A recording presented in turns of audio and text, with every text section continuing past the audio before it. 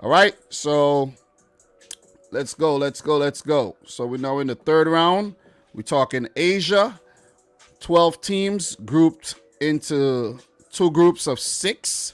And the top two teams will qualify directly. The third place teams go into a playoff round, which is the fourth round.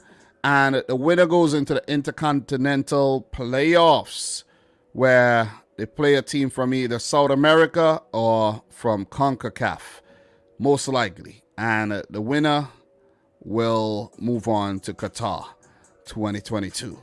So, look, we're in the November matches. We're just going to scroll down and we're going to talk results of today's games. So, Australia, 0. Saudi Arabia, 0. This time, Australia actually played the game on home soil. I actually went to sleep the same time this game started, and I refused to watch it because I'm like, I'm not going to do that to myself. And it was well worth it. You know what I'm saying?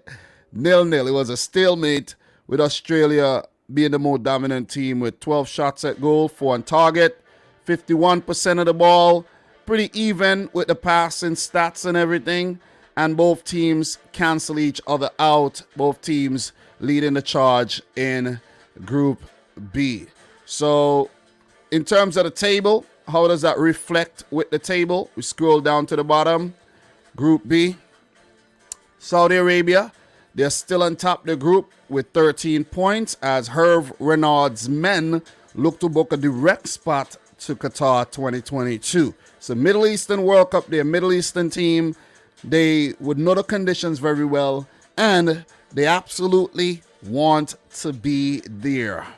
Next November, December, the Winter World Cup of Qatar. Australia, they have been doing a stellar job.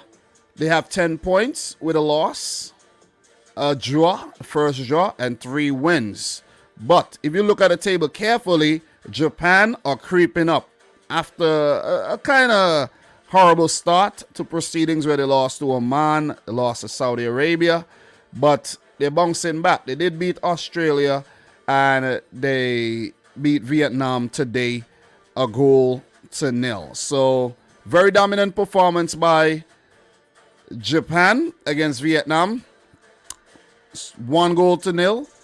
And let me just pull up this game on another tab right now. I don't want to mess with this. The FIFA website is weird. And Jonya Ito in the 17th minute, a tap in via a cross by Takumi Minamino, the Liverpool man. Ito did score a second goal, but it was ruled offside as Japan dominated possession with 67%, 13 shots at goal, 5 on target. Vietnam, 6 shots, only 1 on target with 33% of the ball. And they have lost every single game played so far in World Cup qualifiers. That's 5 games, and that's 5 losses for the Vietnam national team. It's fair to say they won't qualify because with Japan, doing well as Australia and Saudi Arabia, even though mathematically Vietnam is still in with a shout, I don't think they'll pick up 15 points from the remaining 5 matches, and Japan, Australia, or Saudi Arabia would all drop enough points to allow them to squeeze back into contention. So it's fair to say Vietnam are pretty much out of it. Good try. They're progressing nicely, but they need some more time, man. You know what I mean? They need some more time. The project is building very well, and they just have to keep pushing. Just got to keep pushing with that one. I did predict a Japan win over Vietnam, and I'll share my predictions with you. I predicted a 3-1 win for Japan, and I predicted a 1-1 draw between Australia and Saudi Arabia. So I pretty much got my predictions correct, but not the correct scoreline, but the prediction itself. The other game between China and Oman ended in a 1-1 draw.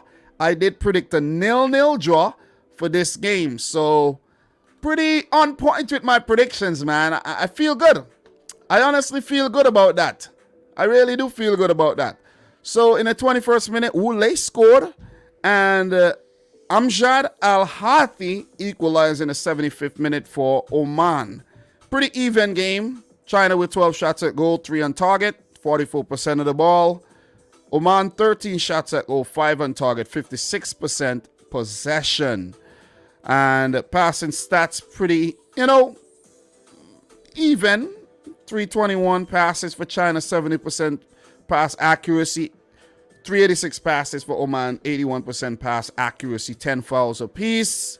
And pretty even stuff in Group B there between China and Oman, keeping their World Cup chances alive. So let's just go back down to the table. Let's go back down to the table really quick.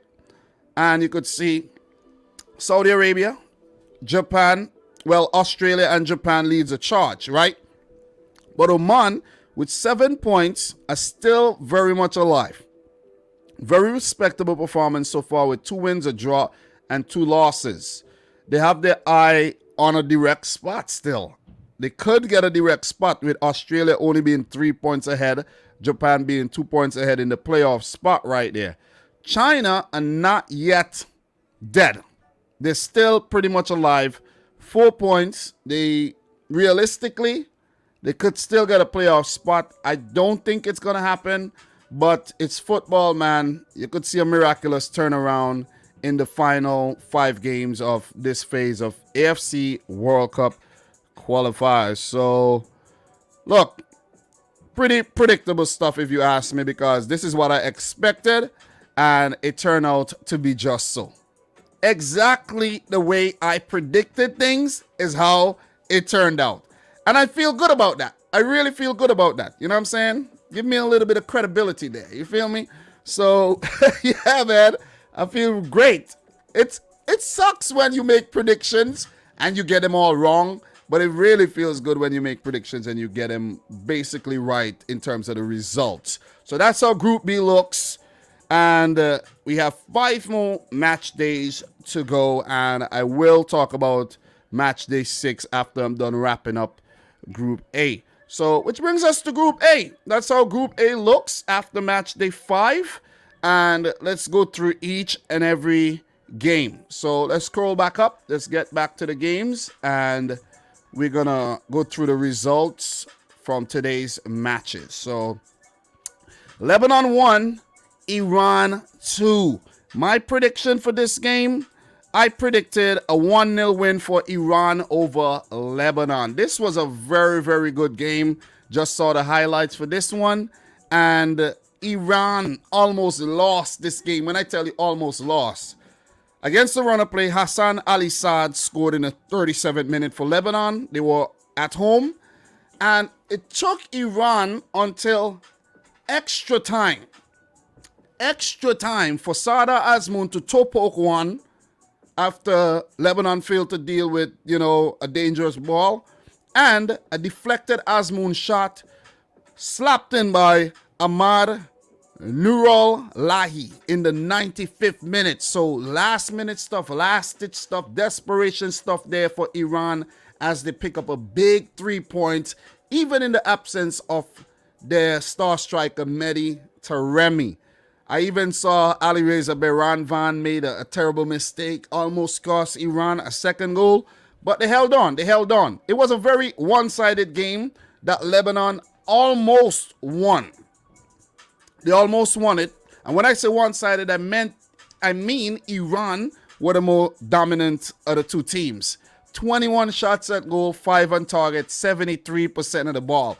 So basically, Lebanon were always on the back foot. They were always the underdogs in this game. They never qualified for the World Cup. And the Cedars have put on a very respectable showing so far in AFC World Cup qualifiers in the 3rd round. They had 4 shots at goal, 1 on target. That 1 goal that they scored, that's the only shot on target. They only had 27% of the ball. So they did well enough to take the game, all the way to 90 minutes with them in the lead. But then in extra time is where they lost it.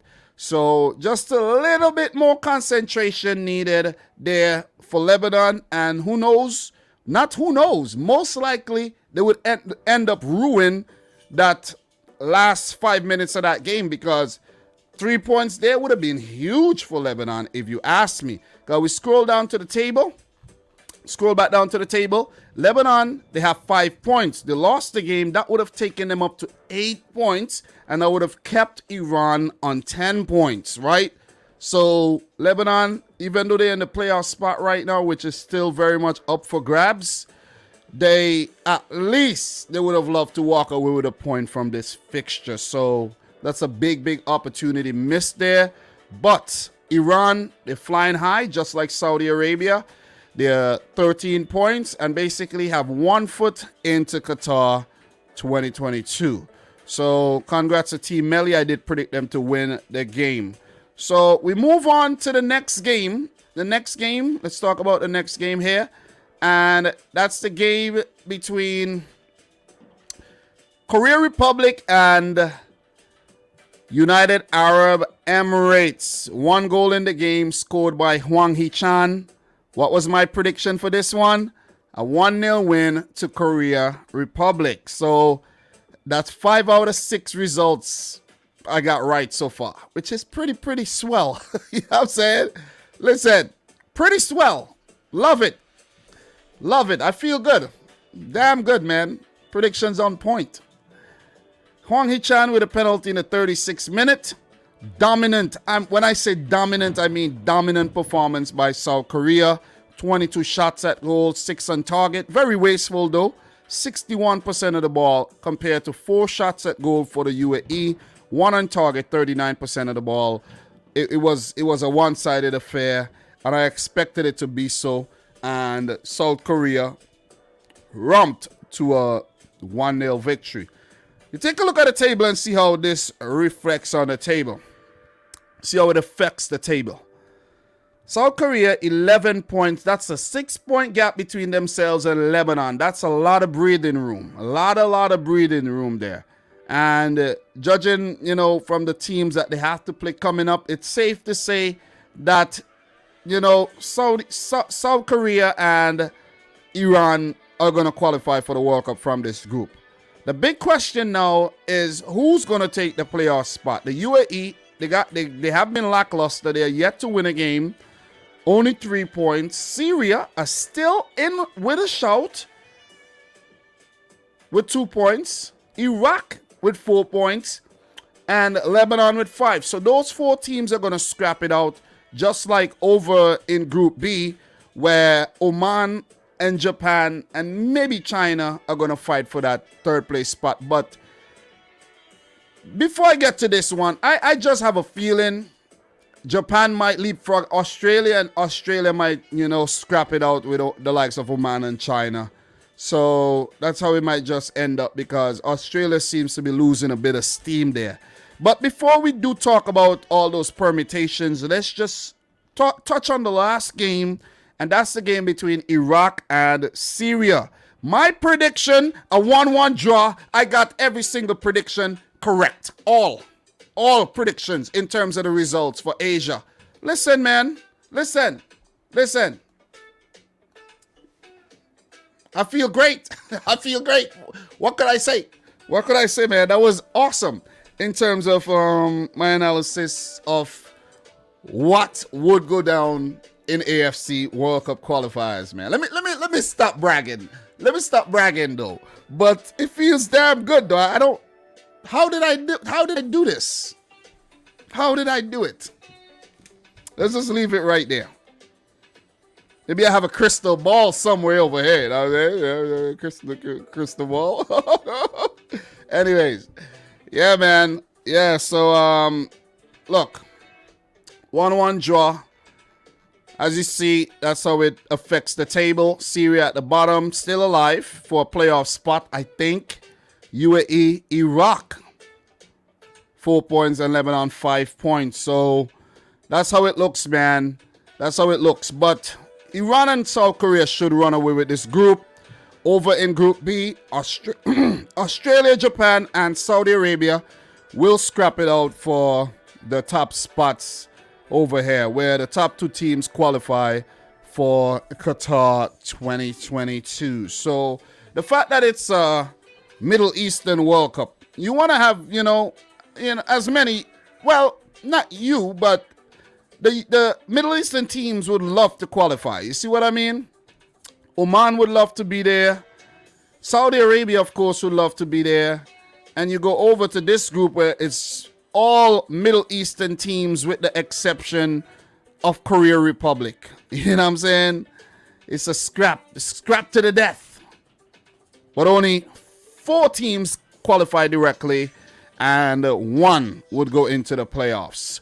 So that's my roundup of Asian World Cup qualifiers for match day 5. We take a look at what's coming up in match day 6, which will be next week, Tuesday the 16th of November. Vietnam take on Saudi Arabia, bottom versus top.